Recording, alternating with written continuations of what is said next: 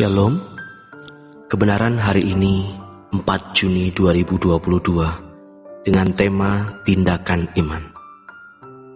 Bapak Ibu Saudara yang dikasihi Tuhan, melepaskan segala sesuatu jangan kita pandang sebagai jasa. Itu adalah iman.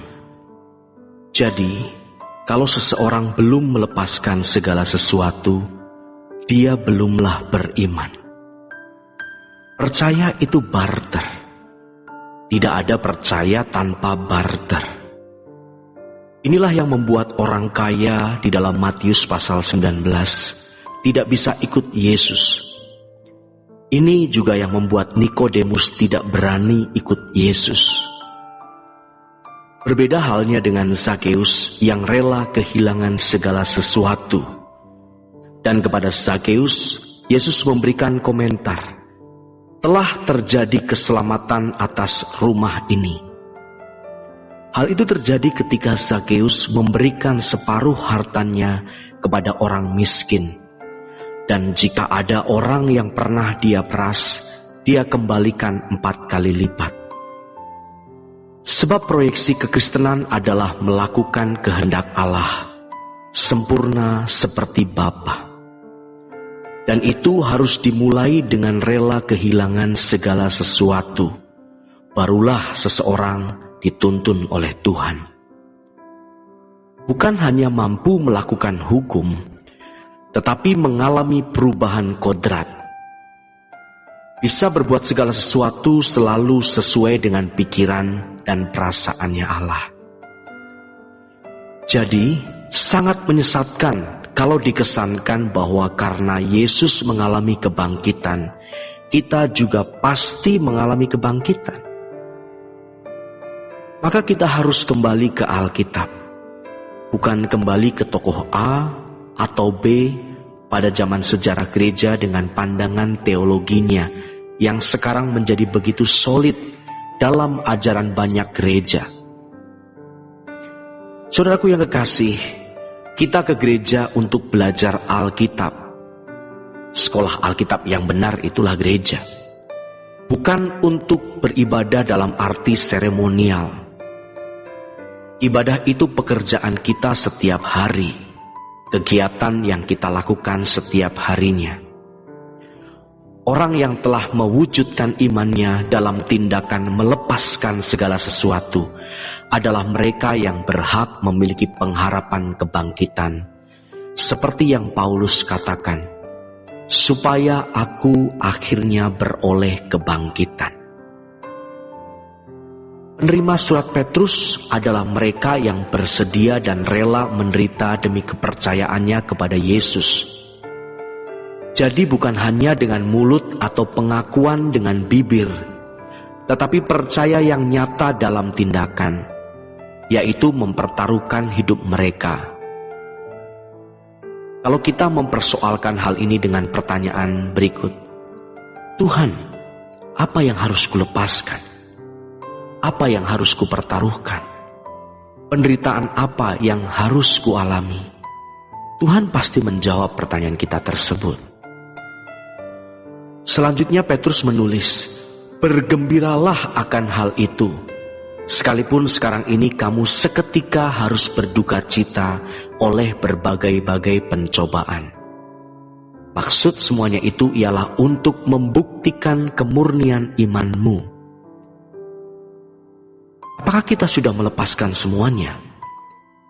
Tapi seberapa kemurniannya?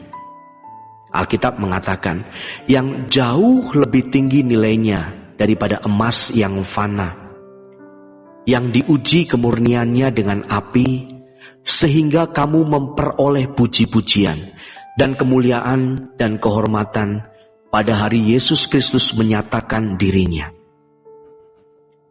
Sejujurnya, kita mau cari apa di hidup ini? Mau mencari apa lagi, saudaraku?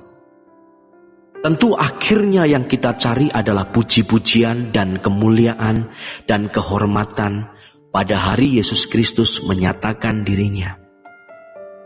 Sekarang jangan karena kita punya kedudukan, kehormatan, membuat kita tenggelam dengan kehormatan ini. hal itu sangat berbahaya. Oleh karena itu kita harus mengenal diri kita sendiri. Misalnya kesombongan. Sebab kesombongan tidak harus diucapkan atau dalam perilaku yang kelihatan. Sikap hati atau suara hati itu sudah bisa menjadi kesombongan. Kita sering menikmati puji-pujian dan kemuliaan dan kehormatan dari manusia, dan itu menyenangkan. Namun inilah yang membutakan kita, dan di sini kita sedang tidak menderita bagi Tuhan. Kedudukan itu, saudaraku, karena tanggung jawab, bukan karena kehormatannya. Penerima surat Petrus ini adalah orang-orang yang benar-benar telah melepaskan dirinya dan rela menderita sebagai wujud atau ekspresi imannya. Mereka bukan seperti orang-orang Kristen hari ini yang hanya memiliki pengakuan di mulut, melainkan mereka adalah orang-orang yang seluruh kehidupan mereka telah diserahkan kepada Tuhan. Karena iman itu barter. Jadi kalau kita mau memiliki iman yang murni, kita tidak boleh memiliki apapun kecuali Tuhan. Kita bersedia melepaskan segala sesuatu untuk mengikuti jejak Yesus. Dan untuk itu harus ada ujian. Apakah kita layak menerima kehormatan agar dibangkitkan dan menerima kemuliaan di dalam kerajaan sorga atau tidak? Saudaraku yang kekasih, Yesus pun mengalami ujian dan harus lulus dulu, sehingga setiap lutut bertelut, semua lidah mengaku bahwa Yesuslah Tuhan. Ia taat sampai mati, bahkan mati di kayu salib, yang karenanya dia dibangkitkan. Ini yang seharusnya menjadi bisnis kita, menjadi core bisnis kita, atau inti dari bisnis kita. Jangan ada hal apapun yang menarik selain ini. Kita adalah manusia seperti orang lain yang kadang-kadang bisa terbawa untuk melihat sesuatu yang menurut kita bisa membuat atau menciptakan sebuah kenyamanan. Namun kita terus belajar. Kita mau berubah terus. Saudaraku, Petrus kemudian juga menulis, sementara kamu menantikan keselamatan yang telah tersedia untuk dinyatakan pada zaman akhir. Menantikan keselamatan. Apakah itu berarti kita belum selamat?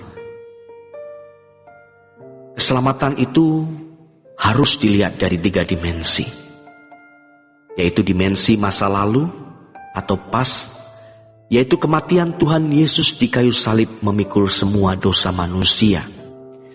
Tidak ada keselamatan di luar Kristus. Itu adalah harga mati. Sekali lagi, harga mati. Tidak ada keselamatan di luar Kristus. Hanya Kristuslah yang menebus dosa manusia. Dimensi yang kedua adalah keselamatan yang ditinjau dari dimensi waktu sekarang. Kitalah yang mengerjakan keselamatan itu, yaitu bagaimana mengalami perubahan. Jika kita mengerjakan ini dengan benar, maka kita akan menantikan keselamatan yang tersedia untuk dinyatakan pada zaman akhir, yaitu ketika kita dibangkitkan dan dimuliakan bersama Tuhan. Memang tidak banyak orang yang menantikan keselamatan ini, sebab mereka tidak mengerjakan keselamatan ini dengan takut dan gentar. Mereka yang menantikan keselamatan ini adalah orang-orang yang menaruh dan meletakkan seluruh pengharapannya kepada Tuhan.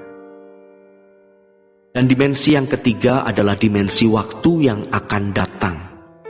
Dimensi keselamatan ditinjau dari future atau waktu yang akan datang. Sebagaimana yang Petrus katakan, sekalipun kamu belum pernah melihat dia, namun kamu mengasihinya. Kamu percaya kepada dia, sekalipun kamu sekarang tidak melihatnya. Kamu bergembira karena sukacita yang mulia dan yang tidak terkatakan, karena kamu telah mencapai tujuan imanmu, yaitu keselamatan jiwamu. Demikianlah renungan hari ini. Tuhan Yesus memberkati kita sekalian.